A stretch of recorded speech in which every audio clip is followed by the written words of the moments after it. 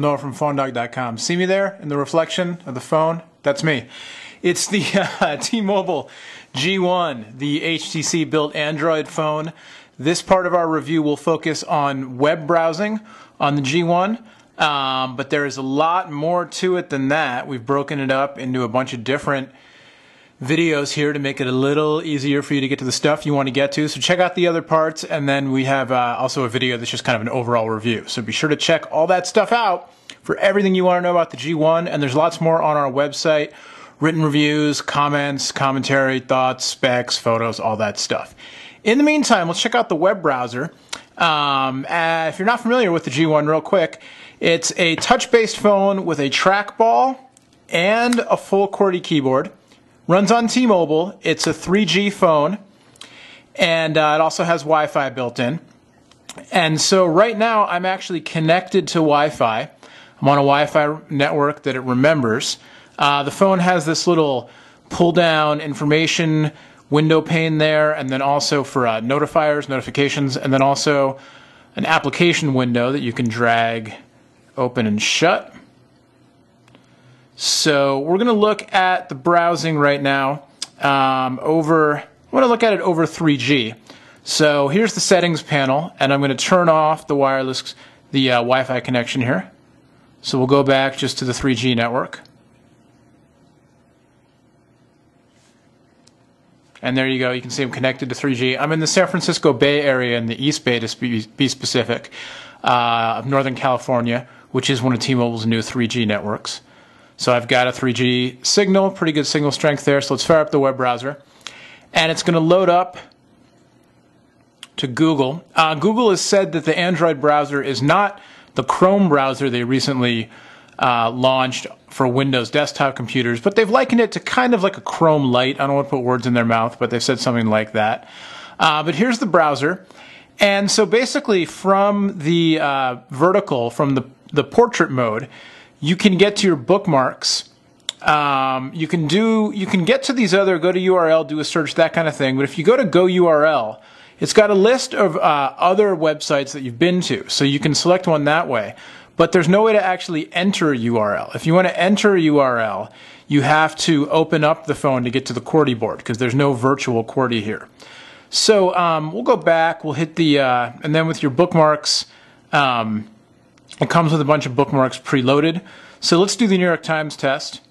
So we'll hit the New York Times link, and it's loading up over the 3G. I've had the phone for a little under a week now, and I've tried it in a few spots in the East Bay mainly, and I'm not sure yet if it's where I am or when I've been using it. The first day that I had it, I was actually, or I guess it's the first full day that I had it, I was somewhere where I usually, not at home, not at my office, somewhere where I usually don't go. And I had really fast speeds browsing the web, like noticeably fast. I was pretty psyched. As you can see now, it's slowed down a little bit, not super fast. I'll do I should say not super fast, but not at all slow. It loaded up, basically the whole page there. So it wasn't like lightning fast shocking, but certainly not bad. We'll do some actual tests here, 3G and Wi-Fi, and we'll compare it to some other phones. We'll compare it to other networks as well. But you can see here, it's a great browser. You can see how it's rendering the New York Times page. I actually meant to zoom out there. You've got a zoom in and zoom out buttons on the bottom. You can also hit this button in the corner, and you can get an overview mode with a little mini map, and the mini map works as a magnifying glass as you're scrolling around. So if I do that again, I'll show you, I can, with my thumb on it, it kind of highlights what I'm looking at by magnifying it. And then let's say I want to go down here, and oh, there's an article on the Supreme Court doing something. I'll lift my thumb off, and it'll zoom in there for me just a little bit to make it easier to read. So really very cool. There's no Flash support. You can see down here there's some media that won't load on the phone.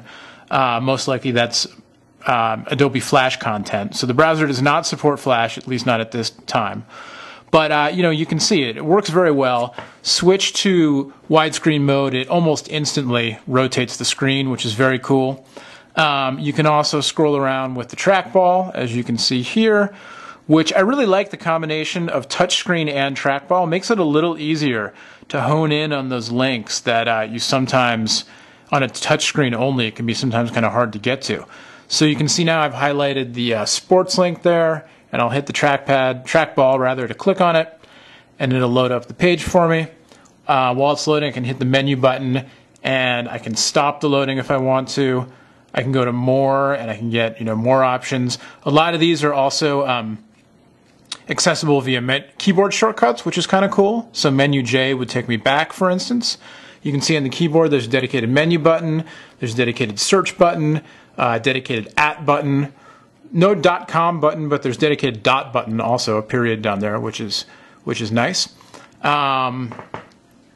So I go back and it's loading up the sports page, and again, not the fastest ever right now, but not too bad. And this is a complex page. It's not a WAP site. So if we hit, so one thing I really like about the browser also is that you don't have to select an address bar to enter a URL. You can just start typing, and it'll open up your address bar there, and if it matches something, it'll show you the matches. But then you just type it in, hit the return key, and it starts loading it for you. While it's loading, you can see the notification pane here. When you have a notification up on top, you just swipe down, it'll tell you what's going on. So I have new email. And the phone does support multitasking to some degree. You can check out the email and other messaging things. We did a separate video reviewing the messaging stuff. But this is kind of nice because you can keep tabs on what's going on. And obviously a lot of switching back and forth will slow the phone down a little bit. But in general, it's pretty responsive to, kind of minor multitasking. So this is loading up the T-Mobile site. And, I'm going to switch on the, there we go, it's starting to load up. I'm going to switch on the Wi-Fi so you can get a sense of what that is like. So I'll go back to the Wi-Fi, I'll turn it on. It remembers my home network because I've connected to it before. And I'm automatically connected, which is nice. Go back home, hit up the browser, and you can see it was loading in the background the whole time. It continued to load the T-Mobile page here. And again, it's the full T-Mobile page. So now that we're on Wi-Fi connection, I'll try PhoneDog, and you can see it remembers I've been to PhoneDog before. Because I'm vain like that, and we'll load up the PhoneDog site over Wi-Fi.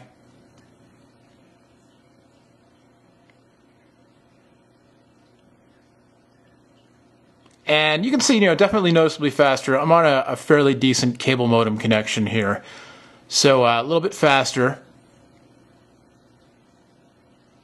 And there's the PhoneDog site, and it looks great. The screen I think looks great. The scrolling, as you can see, is very smooth. The fonts render smoothly. The zooming, it's really nice the way it's kind of everything on this phone. Really, the software is really smooth. The fonts are nicely smoothed out, easy to read. You can see I'm in actually a mode here. I'll show you on the settings.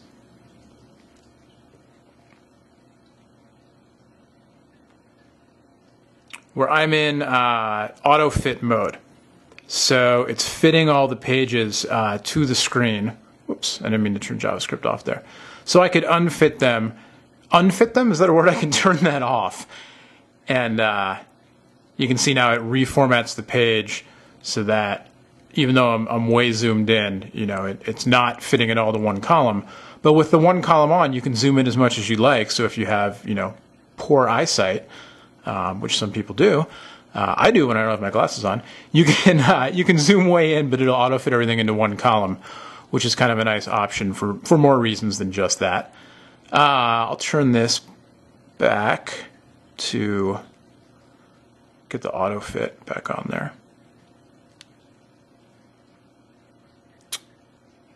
And I will show you real quick here.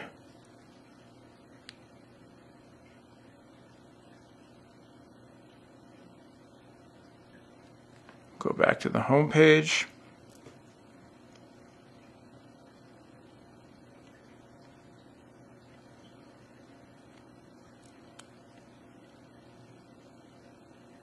The phone has a custom YouTube client built in. YouTube, of course, being a Google property now, they're not going to launch a Google phone without YouTube.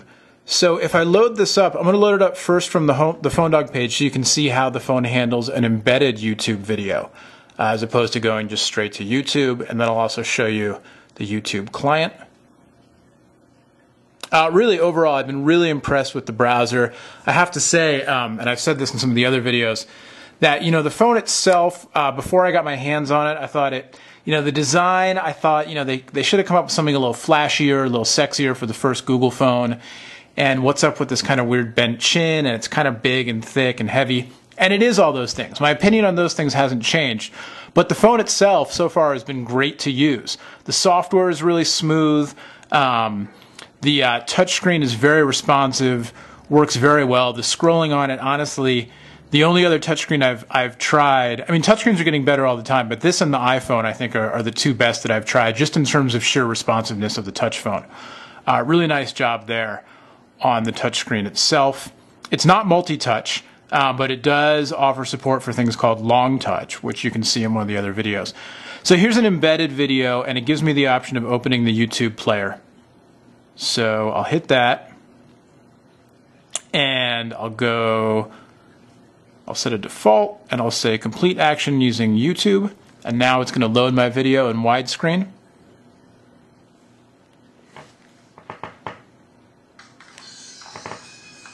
Get some volume up there. And you can see just the little indicators like the music video volume are just kind of nice. They did a nice job at making it user-friendly like that.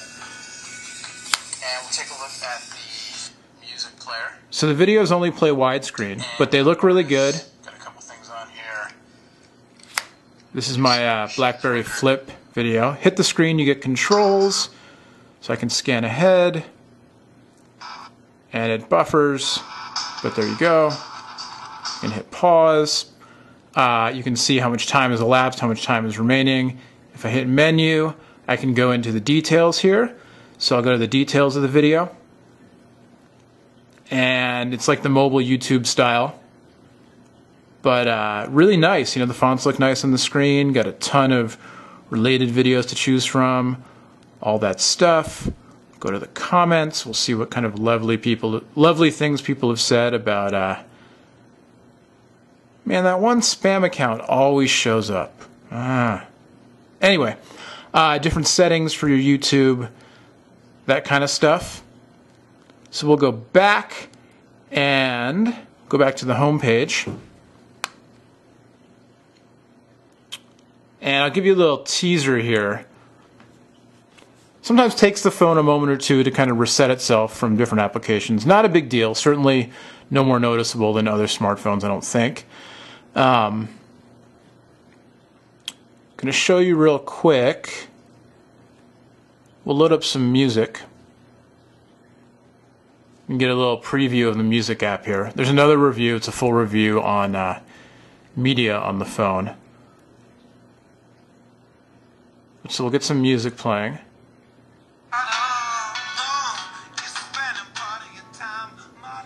Now we'll go back to the home page. You can see the music icon. The music's still going. Go back to the browser. And we will go to bookmarks. And we'll hit up MySpace. And you can see, or you can hear rather, the music's still playing in the background.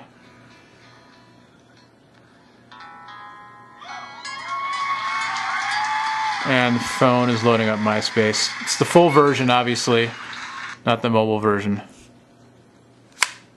The song's over, that's why it stopped. I didn't have it set on a playlist. And there you go. So really, just a really nice job, I think, on the browser.